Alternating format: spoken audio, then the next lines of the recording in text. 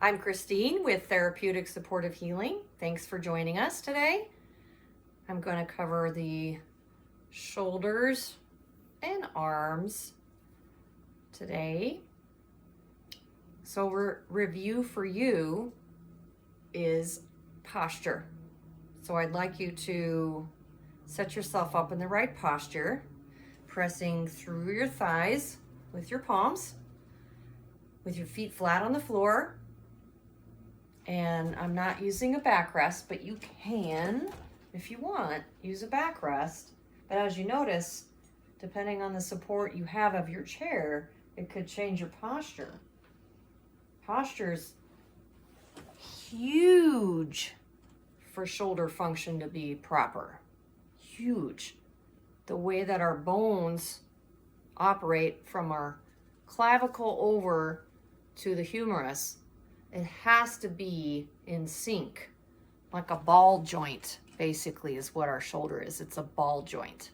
So if it's off in any position, it's gonna click and snag and be painful and pop, and over time, you're gonna lose function of your shoulder, maybe cause a spur or a tear in the labrum. There's so many things our poor little shoulders go through, and they hang on one set of connections off the body. That's why they're having the most freedom of movement. Almost.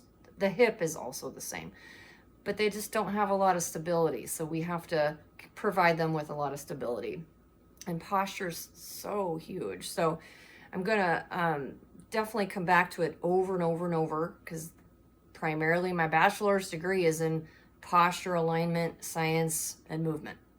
Boom. And then my athletic experience, always about the posture, basically. So I have had 2 shoulder surgeries from injuries because of improper posture. Improper. If it was the right posture, I probably never would have blew out my labrum. And those shoulder surgeries were horribly painful afterwards. It was so hard. So for those of you who've had shoulder surgery, I definitely relate to you. And for those of you who are interested in shoulder surgery, see if this does anything for you, this education about posture and alignment first, before you pursue going under the knife. And sometimes that's the only thing we can do is go under the knife. But there's a lot of challenge for the body when you go under, especially with what's going on with the COVID stuff. Just a lot of anxiety there, let alone the anesthesia and, the cutting and the inflammation from it and the healing process and the time you might lose from function and self-care and work. So, see if this works for you. Try it. I'd give yourself a few times a day for at least a week, and document to start pain level this, and then pain level this. Like, see if it changes day to day. And that's how I tell my patients to kind of track, because sometimes you just don't know unless you start tracking. So examples of pain level, people might know this by heart. So it's a 0 to 10 scale. 0 is no pain. 10 is my leg's falling off, I need to go to the hospital. 5, right down the middle, is maybe I should take a pain medication and stop what I'm doing. So based on that, you can kind of rate your pain. It's all about your rating scale for you, and start with how it feels at rest and how it feels with movement. Awareness is huge.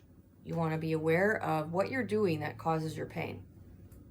Is it reaching too far? Is it reaching in poor posture? Or is it better when you have the correct posture? So right there, you could see if I'm slumped, I'm not going to reach very far. That actually pinches right there. The bones pinch together and hurt me.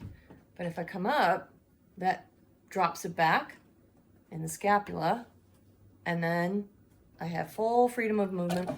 Oops, sorry. I have full movement and no pain. So there's the beginning for shoulder information,